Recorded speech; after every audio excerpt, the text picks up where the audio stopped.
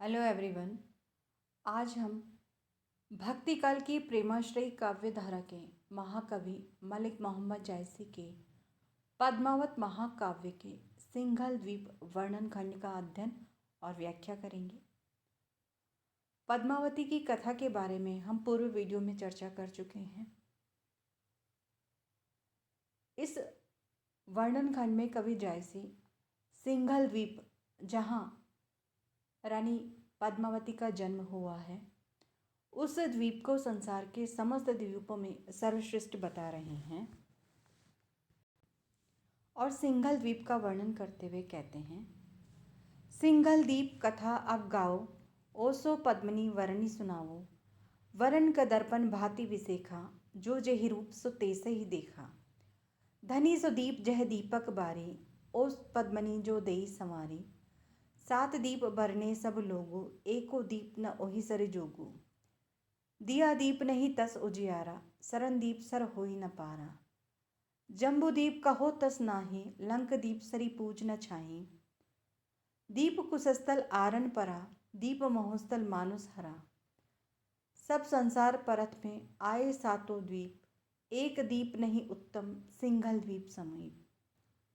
कवि जायसी सिंघल द्वीप का वर्णन करते हुए कहते हैं, सिंघल द्वीप कथा अब गाओ। अब मैं सिंघल द्वीप की कथा सुनाता हूँ।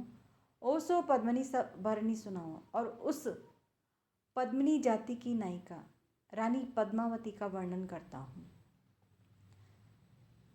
साहित्य में 4 प्रकार की नायिकाएं मानी जाती हैं: पद्मिनी, चित्रनी, शंखनी और हस्तिनी। और इन चारों नायिकाओं में सर्वश्रेष्ठ नायिका पद्मिनी जाति की स्त्री मानी जाती है। यह ऐसी नायिका होती है जो अत्यंत सुंदरी तो होती ही है, और उसकी जो देह है उससे कमल पुष्प की गंध निसृत होती है। तो कवि कह रहा है कि मैं उसी पद्मिनी का वर्णन कर रहा हूँ और सिंघल द्वीप की कथा कवि गायन कर रहा हूँ। वरन का दर्पण भांति विसेखा, जो जेहि रूप सो तेसे ही देखा। मेरा यह जो वर्णन है यह दर्पण की भांति है, यह दर्पण की विशेषता से युक्त है। जिस प्रकार दर्पण में जो जैसा होता है वैसा ही उसका प्रतिबिंब बनता है, उसी प्रकार से मैं ये जो वर्णन कर रहा हूँ इसको हर व्यक्ति वैसा ही देखेगा, वैसा ही पाएगा जैसा उसका स्वयं का रूप है। यानी हर व्यक्ति इसमें अपनी इच्छा अनुसार, अपने स्वभाव अनुसार ही इसका आस्वादन कर पाएगा। धनी सो दीप जह दीपक बारी, ओ पद्मनी जो देई संवारी। यह दीप धन्य है जहाँ दीपक बारी, दीपक के सौंदर्य के समान दैदीप्यमान बाला पद्मिनी निवास करती हैं। और पद्मनी जो देई संवारी, विधाता ने उस पद्मिनी को इसी द्वीप में जन्म दिया है, और इसीलिए वह द्वीप धन्य है जहाँ प्रकाश बिखेरने वाली पद्मिनी का जन्म हुआ है। सातों दीप बरने सब लोगो, एको दीप न ओहि सर जोगो। सभी लोग संसार में सातों द्वीपों का वर्णन करते हैं, एको दीप न ओहि सर जोगो, लेकिन एक भी द्वीप उस सिंघल द्वीप की समानता नहीं कर सकता है।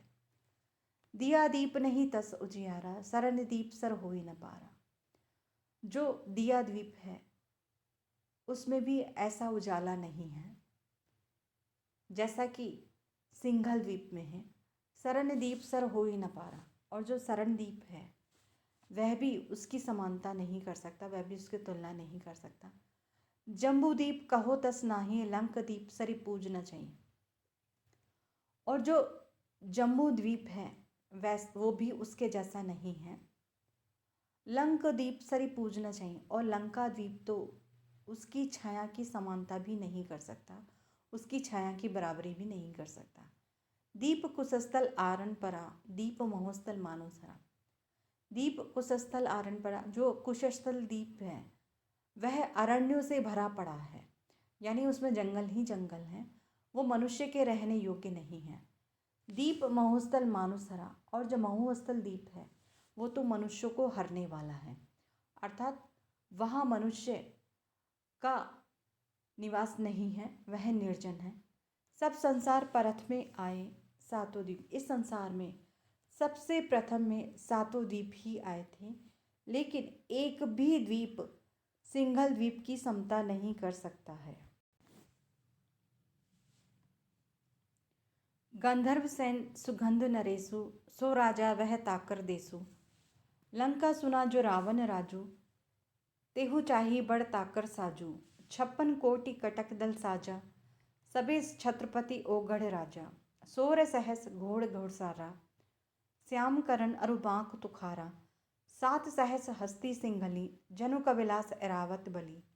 अश्वपतिक सिर मोर कहावे, गजपतिक अंकुश गजनावे। नरपतिक क कहाव नरेंदु, भूपतिक क जग दूसर इंदु। ऐसे चकवे राजा चहु खंड भय होय, सबे आय सिर ना वही, सरवरी करे न कोई।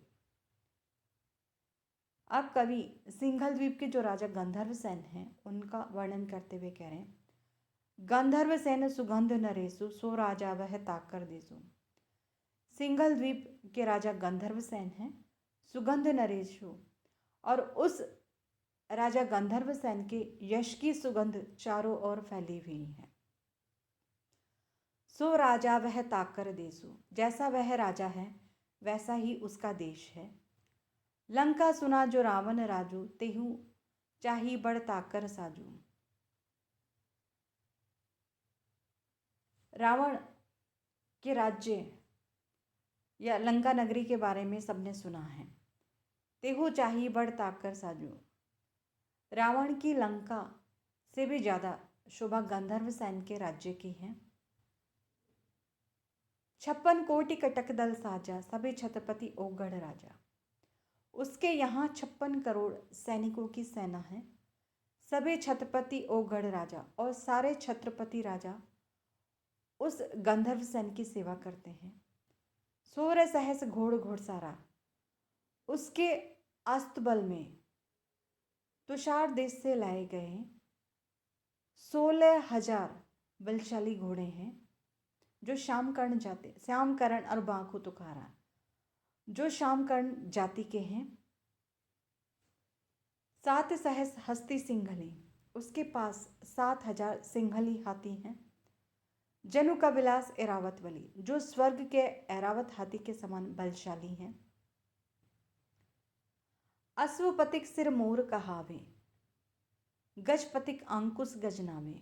यह राजा गंधर्व सेन अश्वपति राजाओं का सिरमौर कहलाता है। गजपतिक अंकुश गजनावे, और दूसरे राजा उसके समक्ष ऐसे ही झुकते हैं जैसे गजपति के अंकुश के सामने हाथी झुकता है। नरपतिक कहाव नरिंदु, भूपतिक जग दूसरा इंदु। यह राजाओं का राजा कहा जाता है। भूपति जग दूसरा इंदु, और भूपतियों के लिए यानी इस धरती पर जो राजा हैं उनके मध्य में यह इंद्र कहलाता है या इंद्र के समान है। ऐसे चक्रव्य राजा चहु खंड भय होए, ऐसे चक्रवर्ती नरेश का राजा का संसार में चारों तरफ भय व्याप्त है। सब आय सिर नावही, सरवर करे न कोई। सारा राजा उसके पास आते हैं, सिर झुकाते हैं, कोई भी उसकी बराबरी करने का साहस नहीं कर सकता। जब ये दीप नियरावा जाई, जनु कविलास नियरभा आई। घन अमराव लाग चहु पासा, उठा भूमि हत लागी आकासा। तरिवर सवे मलय गिरी लाई, बही जग छा रैनी होई आई। मलय समीर सुहावन छाहा, जेठ जाड़ लागे तेहि माहा। उही छाया रैनी होई आवे, हरिहर सबे आकाश दिखावे। पथिक जो पहुँचे सही के घामू, दुख बिसरे सुख होई विश्रामू। जे वह पाई छाह अनुपा, फिर नहीं आए सहे यह धूपा। अस अमराव सघन घन, बरन न पारो अंत। फूल फरे छावो ऋतु, जानहु सदा वसंत। कवि जैसी कहते हैं, जब ही दीप नियरावा जाई, जनु कविलास नियर भाई। जैसे जैसे उस सिंघल द्वीप के समीप जाते हैं, उसके निकट जाते हैं, जनु कविलास नियर भाई, ऐसा प्रतीत होता है जैसे स्वर्ग के, कविलास का तात्पर्य स्वर्ग, मानो स्वर्ग के निकट आ गए हों। घन अमराव लाग चहु पासा। उसके चारों ओर इतनी घनी और विशाल अमराइयाँ लगी हैं, उठा भूमि हत लागी आकाशा, कि ऐसा लगता है जैसे पृथ्वी से उठकर ये आम के वृक्ष या अमराइयाँ आकाश तक चली गई हैं। तरीबर सब मलय गिरे लाए, भई सब जग छां रैनी होई आए। यहाँ पे जितने भी वृक्ष हैं वो इतने सुगंधित है कि ऐसा प्रतीत होता है कि मानो उन्हें मलय पर्वत से लाया गया है। मलय पर्वत पर चंदन के वृक्ष पाए जाते हैं और इसीलिए ये माना जाता है कि वहाँ से दक्षिण से आने वाली जो पवन है वो सुगंधित होती है, चंदन से सुवासित होती है। यहाँ के वृक्षों की जो विशेषता है वो ये है कि ये समस्त वृक्ष सुगंधित प्रतीत हो रहे हैं। इसीलिए कवि का कहना है कि ऐसा प्रतीत होता है मानो ये सब मलय पर्वत से लाए गए हैं। भई जग छां है रैनी हुई आए। इन वृक्षों की छाया इतनी सघन है कि ऐसा प्रतीत होता है मानो रात में भी दिन हो गई हो या दिन में भी रात का भ्रम होता है। मलय समीर सुहावन छाया, इस छां में जो पवन प्रवाहित होती है वह अत्यंत सुगंधित और सुहावनी लगती है। जेठ जाड़ लागे तही माह, जेठ के महीने में भी यानी भीषण प्रचंड ग्रीष्म में भी यहाँ शीत का अनुभव होता है, या जेठ के महीने में भी यहाँ जाड़े का अनुभव होता है। ओई छाए रैनी हुई आवे, हरियर सबे आकाश से दिखावे। इन वृक्षों की छाया से रात्रि का अनुभव होता है, हरियर सबे आकाश दिखावे, और वृक्षों की हरियाली के कारण ही संपूर्ण आकाश हरा प्रतीत होता है या हरा दिखाई देता है। पथिक जो पहुँचे सही के घामों, दुख बिसरे सुख हुई विश्रामों। पथिक जो प्रचंड ताप और थकान से युक्त होकर यहाँ पहुँचते हैं, दुख विसरे सुख हुई विश्रामों, इस जगह पर आकर वह अपने समस्त दुखों को भूल जाते हैं और सुख और आराम की अनुभूति करते हैं। जय वह पाई छाह अनुपा, फिर नहीं आए सहे अधूपा।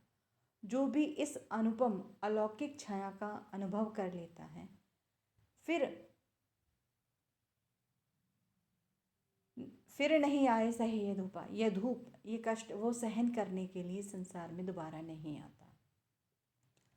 अस अमराउ सघन घन वर्ण्य न पारो अंत। इस सघन अमराई का वर्णन करना संभव नहीं है या इसके वर्णन का अंत नहीं है। फूल फरे छावो ऋतु जानहो सदा बसंत।